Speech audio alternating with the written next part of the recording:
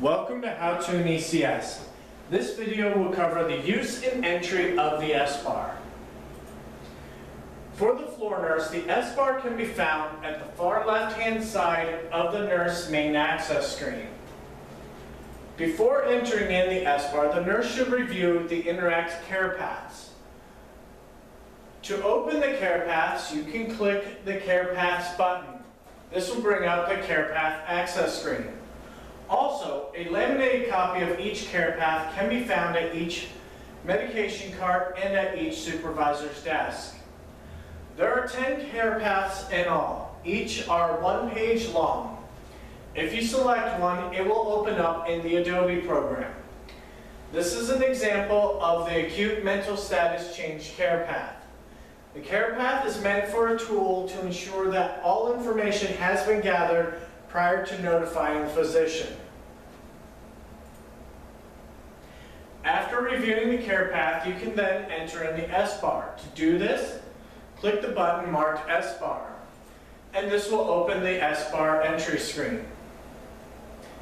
Before calling the physician, fill out your Sbar. First thing is to select from the before calling column. Enter all that apply. Then, enter in the situation. When entering in the information, answer each purple question button to the best of your ability. Do not skip a purple question button. After entering in the situation, you can then enter in the resident's background.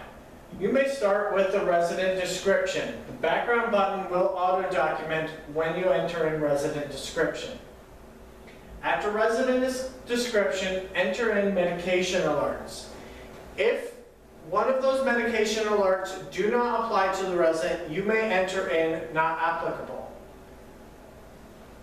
Then, enter in the resident's vital signs. After entering in the vital signs here, enter in the vital signs into the resident's vital statistics because they do not transfer over from the Sbar to the vital statistics. If the vital signs have already been entered in the nurse charting, you do not need to re-enter them, but you will need to enter them into the Sbar. After the vital signs comes the resident evaluation. Answer all that apply under each category. The first two categories, you must select what applies under those categories. After the first two, if that category does not apply, you may select not clinically applicable. Read through each category and pay close attention to category number 9. This one refers to the resident's pain. After going through each system and symptom category, you will then enter in the advanced care planning information for the resident, and then enter in preferences for care of the resident if they apply. Then click the appearance button and type in the general appearance of the resident. At this point, you can stop and click the Save button. Do not exit the Sbar. Come up to the top of your screen and click the tab marked Easy. This will return you to your nurse access screen. On the access screen, come back to the Sbar column and click the View Sbar button. This will open the Sbar report. The Sbar report will be populated with the information you just saved. This will provide you with an easier way to provide that information to the physician when you call. There are 4 pages to the report. The first 3 pages will contain the information you just entered. The 4th page will contain information entered when speaking to the physician. After relaying to the physician the information on the first 3 pages, you may then come back to the top of your screen and click the Write button.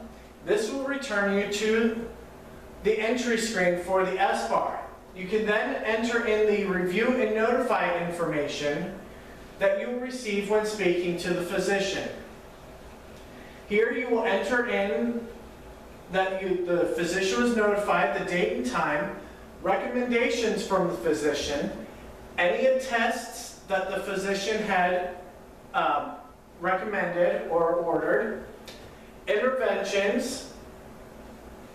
If the resident should be transferred, select transfer to hospital, call for 911, or emergency medical transport, whichever apply. Any additional nursing notes, you can click the button marked nursing notes and free type in that information.